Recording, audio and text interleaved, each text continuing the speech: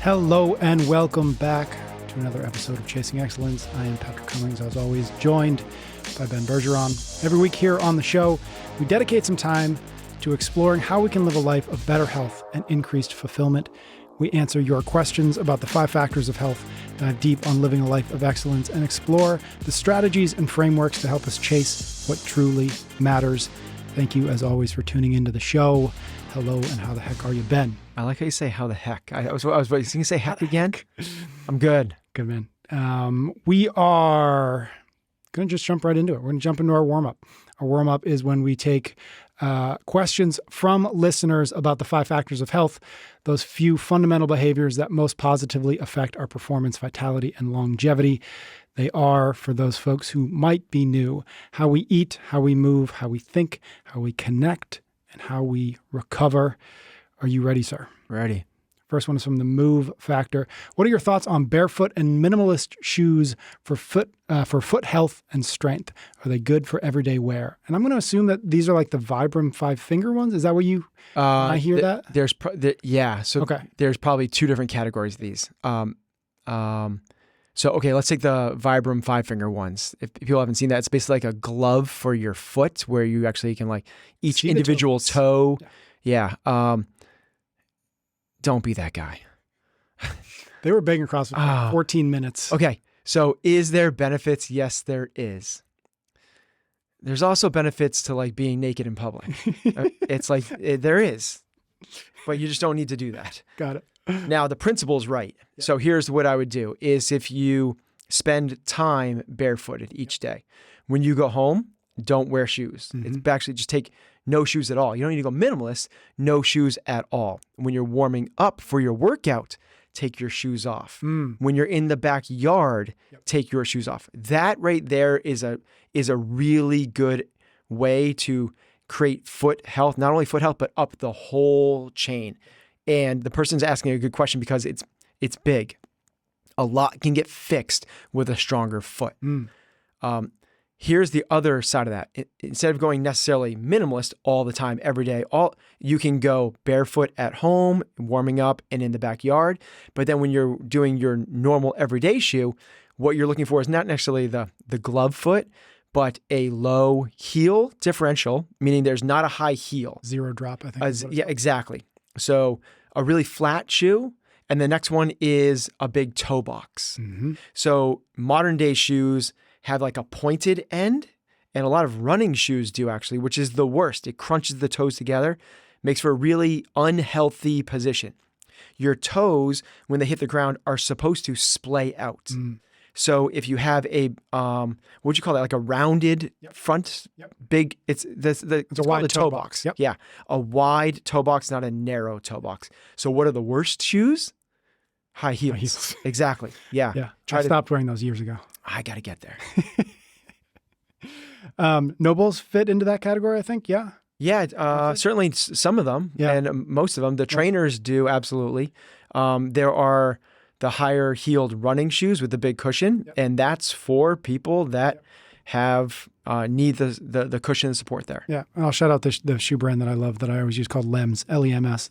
They both fit in that category of minimalist or zero drop. So if you look at like the Noble trainer shoes, they're like very low heel and a big wide toe box, which we love. Love it. Cool. The think factor. How should someone start journaling? Any source for ideas, techniques, etc. Cool. Love this question. I'll be really actionable and concrete with this. The James Clear habit tracker journal. I don't know exactly the real name of it. Okay. But it's the James. That's enough information. If you go James Clear daily journal, it'll pop up. Cool. Buy it. And it's so cool in terms of like, he actually gives you all the different ways. He probably gives you a dozen different ways that you could actually put it into action. Mm-hmm. I'll share what I do, which is I track the key activities I want to be able to do throughout the week. I track one key thing that happened the previous day. And then I say one thing I'm grateful for, one thing I want to be intentional, I want to try to do that day. Mm-hmm. And then I read no more than 2 pages and I journal about what I write down a sentence to 5 about what I read. Love that. And we've talked about this. That's all morning, right? That's all in the morning. Yep. Got it. Cool. Next, Eat Factor. This is from John. My wife and I have been doing CrossFit for the past 6 years. In the same time, our children have been participating in the CrossFit Kids program.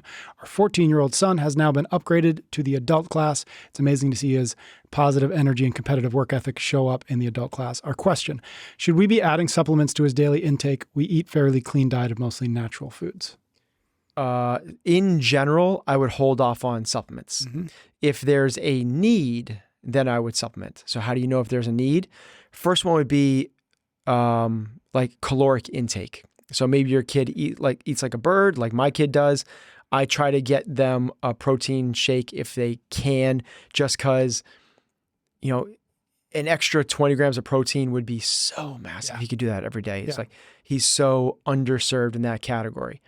But our daughter, not so much. She eats really healthy and really, so there's not a need there in terms of things like creatine or I don't know what else, pre-workout, things like that. Yeah. No, you can hold off, wait till after puberty. Yep. In terms of other kind of supplements, in terms of what about calcium, magnesium, zinc, vitamin D? Only by need. So you're not going to do it just as insurance policy, a just in case thing. That's not the way to do that. So what I would do is, if you have a blood panel profile, only if things are way out of whack. If they're a little bit below, let it be.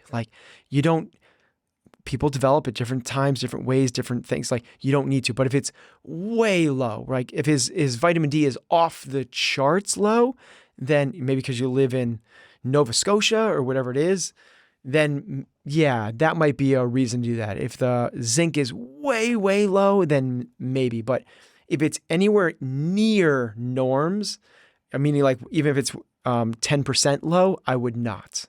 And then after puberty is where I would start to work on optimizing things like that. Got it. Recover. I'm currently recovering from pneumonia, which means no training for 4 to 5 weeks. I'm going to start deep breathing exercises next week and Tai Chi. But when I return to my gym, which exercises would be best to aid my recovery and which would be best to avoid? I'm a 48-year-old male, been CrossFitting for 3 years. I love that. Yeah. A breath practice and Tai Chi. Yeah. I've never done Tai Chi. I've been to China, and it's awesome to you walk through the parks and you see groups of 25 to 40 people doing Tai Chi, and it's amazing. So good on you. In terms of what exercises, when he gets back to the gym, what should he do? What should he avoid? Or avoid? Yeah, both. Nothing different than you were doing before. It's not a movement-based thing. It's an intensity-based thing. Got it. You can still do the highest intensity, like burpee box jumps and assault bike and rowing and running. You can do all those things. But here's what I would suggest. Purposely change the reps. Purposely change the loads, even if you can't do that, so you don't get caught up racing people, and don't post your scores or even look at the clock when you finish. That way you don't get caught up in this thing that is the benefit of training this way, which is intensity. You need to go at your appropriate pace. Allow yourself, this is my protocol, coming back from injury, sickness, pregnancy, whatever it is, allow yourselves 20 workouts. It's not a matter of weeks or days, it's workouts. So if you do 2 workouts a week, that's going to be 10 weeks. That's a long time. If you do 5 workouts a week, it's a month, and then you're back to it. I love that as a framework. Last question we've got is in our connect factor. How do you surround yourself with the right people? How do you stop being around the wrong people when they're in both your family and friend group? We get this question a fair amount. We get it a lot. And rightfully so. Yep. I love that people are aware of how their environment matters, and environment is not just pollutants and toxins in the air. It's people, and people is probably a bigger one, frankly. Obviously, the extreme examples, if you live next to Chernobyl or something like that. The first is not going to be easy. If it's a outside of the friend group, if it's a a colleague, if it's a friend of a Neighbor. friend, a neighbor, someone that your kid goes to school with, pretty easy, right? You just intentionally don't get close to them. But if they're in your friend group, if they're in your family, it's way more challenging. The suggestion would be to minimize and mitigate. So even with your family, if you know you're just going to make it the minimal viable product, which is I'm going to spend the holidays Minimum with them. viable relationship. Minimal viable. You're going to spend the minimum amount of time, and you're going to brace for those experiences. What you don't want to do, it's the 80-20 thing. If they're only 20% of your totality of your relationships, that's not enough to tip you over. You want to make sure that the 80% is solid. If you live with these people, that's probably more like 80-20 the other way. That's the challenge. And that might be the type of thing where you have to have the really, really hard conversations like, do we need to find a place for mom to live that's not with us? And that's a lot harder, but for right now, that's probably not the conversation that this question is asking. This is just like, hey, extended family, they're difficult to deal with. People in my friend group, tough to deal with.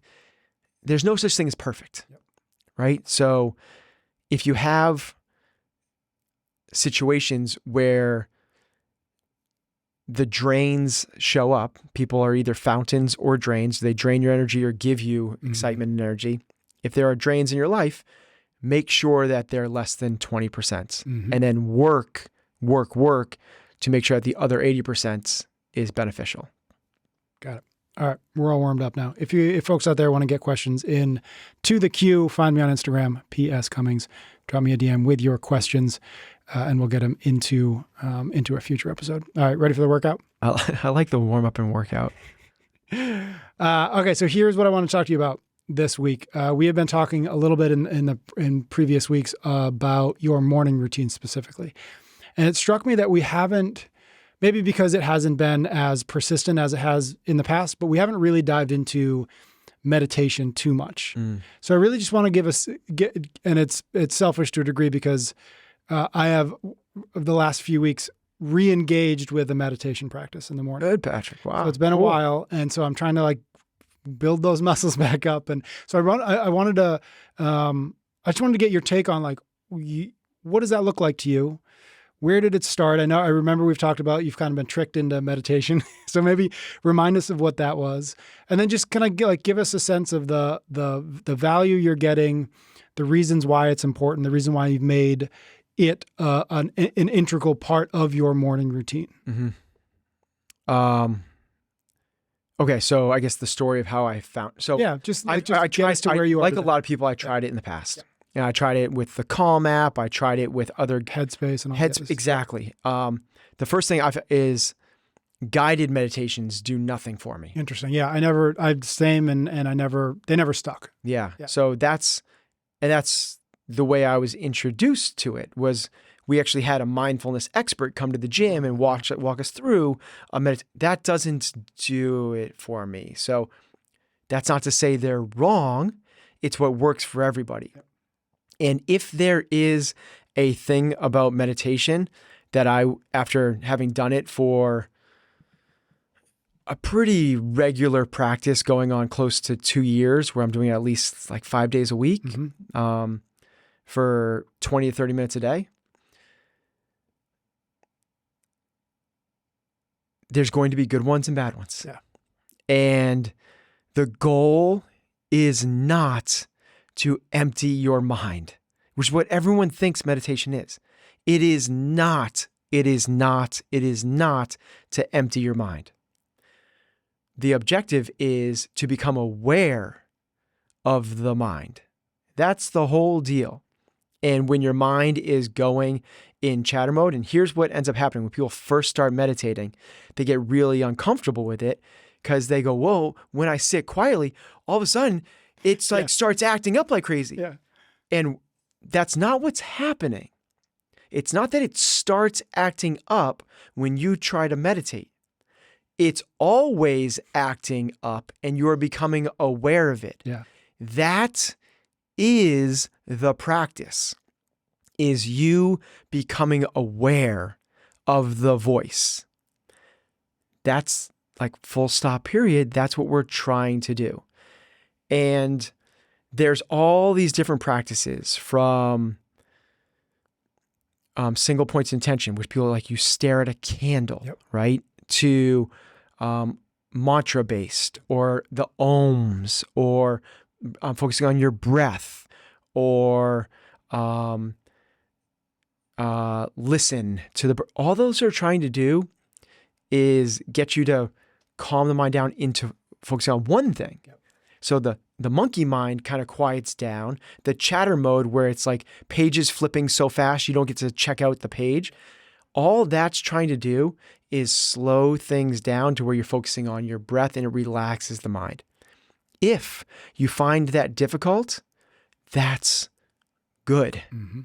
That's the idea. It's not supposed to be, okay, now look at how calm this is and how peaceful it is. Now, the way that this worked really well for me was, as you said, I got tricked into it, because to me, there was a hack to bypass a lot of the monkey chattery mind of like, I don't, and this is what would happen is like, I have a pretty calm, focused mind for most of the day. When I'm in the shower, when I'm brushing my teeth, when I'm driving to work, I can focus on one singular thing and work to problem solve. That's one aspect of your mind. Let's call that focus. Focus is a really cool place.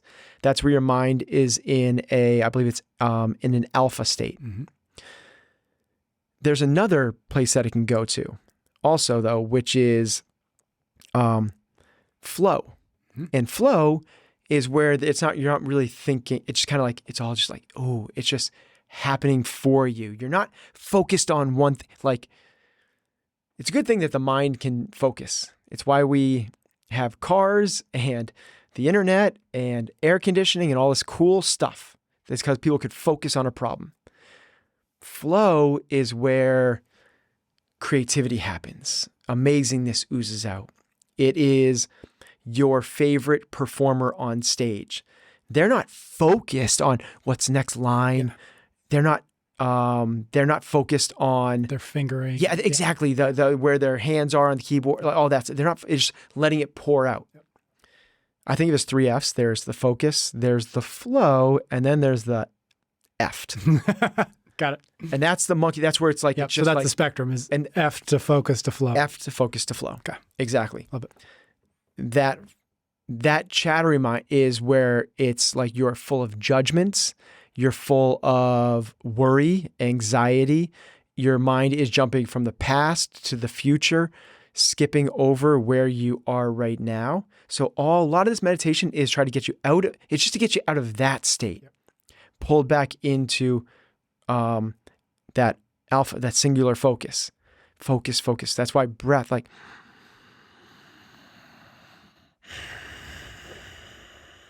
that Ujjayi breath where you're breathing in kind of that Darth Vader voice, mm-hmm. and you count for 5 seconds in, 5 seconds out. That's the whole purpose of that, is to get you to calm the mind down. Now, if you can't calm the mind down, that's okay. Yep. The idea is like you're aware of the amount of chatter. That in and of itself is such a heightened state. The awareness of my mind. Meditation, the goal of meditation is not to become a better meditator, which is not what a lot of people do. Meditating. It's not to repeat the good meditation you had last week. Yeah. That's the other one, is like people like after 10 practices finally are able to find a flow state, find a quiet mind, and like, oh, it was actually really nice. It was really peaceful. I actually enjoyed that. So what do you do the next time you meditate? You go aspire to do it again. Really hard to get there. Yeah. Well, trying is focus. If you're trying and focusing, you just got to let it go. Yep. The goal is, here is my mind. Wherever it is, I'm not going to judge it. Mm-hmm. That's what we're doing. That's the whole thing. Now, if we can get to where we're doing that, and then we can pull that into when you're not meditating, Mm-hmm. that's the idea. The idea is not to find Somali where you're like your breath stuck. It's like not to find, where your mind connects with the cosmos and you see kaleidoscopes and lights. It's not to have your body go numb. Those are all like the side effect symptoms of being in those states, but that is not the benefit. Mm-hmm. The benefit is when you can then pull that into when your mind wants to freak out because something has triggered you and you go, I'm aware of what's happening right now. Mm-hmm. That's the purpose. It is to get yourself centered. What most people are doing is they're getting pulled to the outside. Someone said something about them. Your mind freaks out, wants a problem to solve, so it jumps to try and do that thing. Yep. And now you're going to tell yourself a gazillion different stories about why that person said that thing about you. Well, someone that has practiced meditation long enough might be in a better position to go, ooh, look what my mind just did. See how my mind just went there? That's weird. Why would my mind get so caught up in that? Well, I'm not going to judge my mind doing that. Yeah. I'm just going to sit behind it a little bit. Mm-hmm. That's the objective of why we do this. So guided meditations don't do that for me. Yep. What got me to find that state was to do Wim Hoff breathing. Yep. And Wim Hoff breathing is just, it's like a cheat code to get into a deep meditative state. Yep. And what they do is they get you really hypoxic, lightheaded. Yep. And when you're there, the mind, it just kind of like, it kind of goes in this like, it doesn't sound like, but imagine just like this, like, and it's all of a sudden your mind can go, it can sit behind everything easier than just sitting there in an English accent going, now focus on a bird.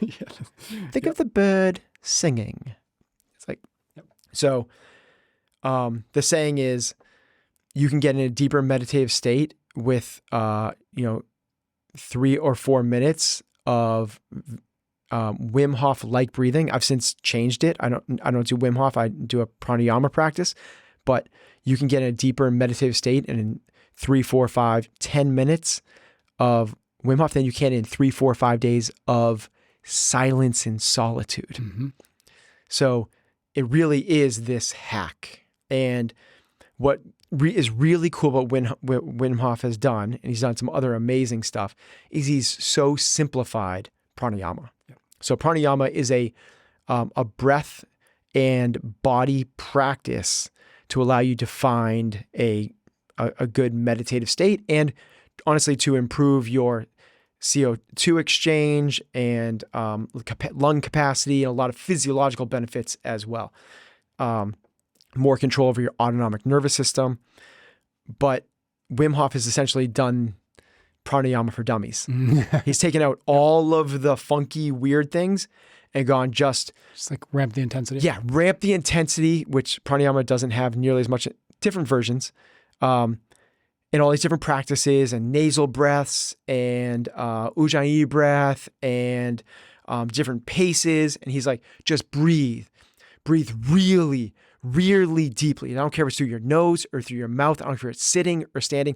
Breathe really deeply from your belly, your chest, all the way up into your head, really deeply for 3 minutes, and then hold your breath for as long as you feel comfortable.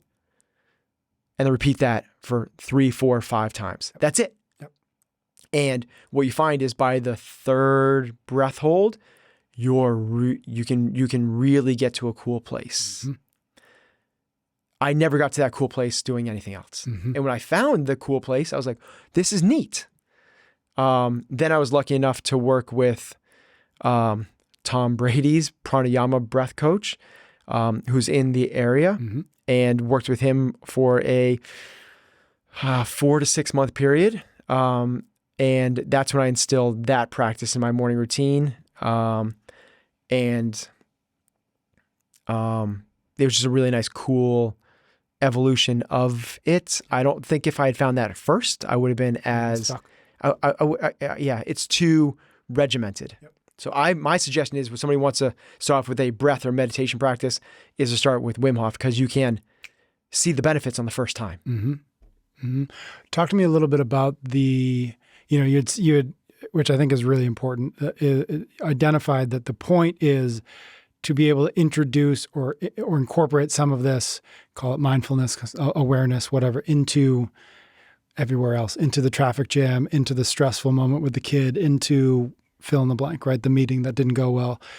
Can you just talk to me a little bit about like, what does that actually look like? Like, what have you been able to do in that realm and the rest of the world that you feel like you can identify? You can say, it's because of the 20 minutes to 30 minutes of sitting I do every morning that I was able to do that thing versus maybe what I would have done otherwise.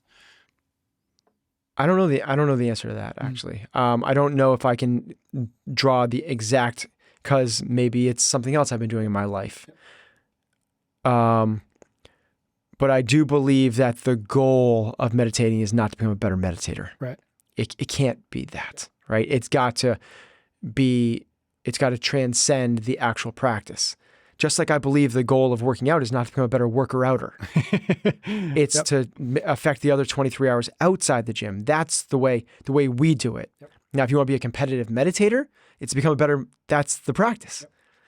But that's not what I'm doing this for.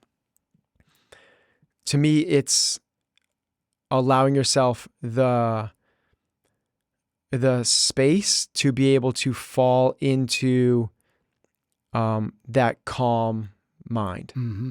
And when you try really hard, it does the opposite. Mm-hmm. Now, that's not wrong. That's the thing that we're trying to do is remove the good and bad. We're trying to get away from labeling everything as good or bad. And when we meditate, if you're going like, this isn't it, I'm not there, that's the thing that's holding you back. So when we go is you go, okay, that actually me labeling this is me judging. So what is the definition of mindfulness? It's become this big word. Yeah. It's open-mindedness, positivity, and non-judgment. That's it. That's the whole thing about mindfulness. Well, let's just take that last one, like non-judgment. Yeah. That's the hardest thing we have in our lives, and that's the thing that causes us what the mystics would call Maya, which is the inherent struggle we have as a human being. Mm-hmm. What we're supposed to do is once we get beyond the immediate needs of us, which is safety. So now I have food, shelter, water. Once we get past that, then I have a sense, and then I want to be able to create a sense of belonging, right? Once I have that, then it's self-esteem and self-actualization, which is fulfillment, enlightenment, all that stuff. Most of us are still caught up in this physiological, we're trying to satisfy the demands of survival. Mm-hmm. When that doesn't, the survival part is just fine. And we haven't popped up above that. And what a practice can do is start to make you more aware of that and go, when I react to these situations, my body thinks that this is to help me, a case of life or death. Mm-hmm. Like that person, the coworker saying that thing about me. It thinks that that is life or death. So it's going to respond with the same levels of anxiety as me is my tribal ancestors. I might be kicked out of the tribe. Mm-hmm. If I get kicked out of the tribe, I'm gone. I can't survive in the wild by myself. I need my tribe. Well, your coworker saying something bad about you now is not, you don't face that same risk.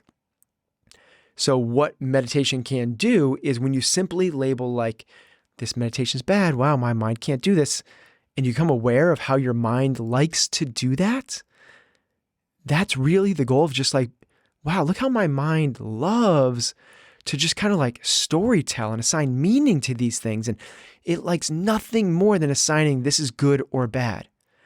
And if we can just sit and be aware of how the mind does that, the goal, our ultimate goal, is to be comfortable in the many faces of the mind. Sometimes the mind's in flow. It's pretty easy to be comfortable there. When you're focused, it's easy to be comfortable there. Can we be comfortable when our mind is effed? Most of us can't. I'm not there yet. Yeah. I'm there on the smaller things, and that's what we work on. You work on the tiny, tiny, tiny things. Like you burnt your toast. Like you burnt your toast. Okay, like does that send you in a fit of rage? Like we have lots of work to do. You go to a party and you see someone wearing the same dress as you. Does that make you embarrassed? Does that send you off the rocker? We have a lot of work to do. Or is it the middle things? Like you heard your coworker gossiping about you. Like your boss says you're not meeting expectations. Like where does your mind go there? Yep. Well, those are the medium. Like what can we, where's our threshold? Where are we in the evolution of our consciousness? What I mean by that is evolution is growth. It's betterment. It's development of your conscious. Most of us live pre-programmed, which means we are ultimate slaves. If I say something, I can trigger your reactions. I own you. That's not a great way to live. Instead, if we can become evolved consciously enough, we can recognize that that's happening. And that's all it is. Not unconscious, pre-programmed. I'm conscious enough to recognize, whoop, look how my mind goes there. That's really funny. That's weird how it does that. That one little thing made my mind go crazy. Meditation is a daily practice that helps us do that in the everyday world. That's the purpose of it. I love that. Cool. All right. Well, you've convinced me. I'm going to keep going. We're going to jump straight to our cool down because we've got to wrap this up. So cool down is just when we take, in this case, our old hopper talk and toss back and forth a particular question. And this one is actually from a listener. His name is Alexander. What are some common cues or questions you ask to help with decision-making or reframing beyond stuff like, is this aligned with my goal? You go. I'm going to go first. All right. So I've actually got, this is new for me. This is actually related to 12-hour walk, both specifically and stuff that I thought about as I was on the 12-hour walk. And so I came home, and these are not new questions to me. Certainly I didn't make up any of these questions, but these are 5 big questions. These are the 5 big questions that I've started to ask myself. Oh, you are prepared. Yeah, I don't know exactly what the frequency of asking myself or spending the time necessary to answer these are, but here are my 5 big questions. First, how do I define success? Second, what impact do I want to have? Third, what problem do I want to solve? Fourth, what is my personal Everest, which was the Collins question in the book? And fifth, what do I consider enough? So those are my 5 big questions. I want to unpack those, but those are great. Give them to us again. So how do I define success? How do I find success? Impact. What impact do I want to have? What problem do I want to solve? What's my personal Everest? And what do I consider? Okay, so what you're doing there is he's saying like, how do I figure out how to make decisions? You're using 5 questions to make sure you are you're going back enough dominoes, right? You're not trying to figure out like this blue or red. Yeah, this domino, do I want to have it go to the left or to the right? You're going back and going like, am I even on the right road? Like, is this the right path? I love that. Mine is incredibly similar, which is, I love the success one. That's a practice that I use with all of my athletes. Yeah. And it's very similar, but is at a really high level, what is the way I want to use my time? Like, there's only one thing that we know for sure, and that is that we have a limited amount of time here. I really think that's like the only thing that like, and that might be true or not actually, but that's that's the working knowledge that we have. If we're working inside of that finite space, to me, the biggest question that we should always ask is, how do I want to be using that time? What should I be focusing on? It's just a different way of doing the same thing that you just did, is make sure it's not about, should I move to Montana or should I stay in Boston or should I, it's not that type of a question. It's going like, well, let's ask the question before the question. You have to back up a few. And I think that's such a cool way to address any situation. Mm-hmm. If you're in business, it's not about which go-to-market strategy should we ask. It's like, what is our overall objective? And this is why defining who you are matters so much. When you know that, the other questions kind of like almost the solutions kind of present themselves. Yeah. Super cool. Love it. Thank you, my friend. That was great. Thank you to everybody out there listening. Thank you for your ratings and your reviews. And my one question or my one ask of you is, if this episode resonated with you, send it to a friend. Let them know you were thinking about them. Let them know that they might like this. It helps new folks find the show, and we always appreciate it. So thank you. Ben and I will be back next week for another episode of Chasing Excellence.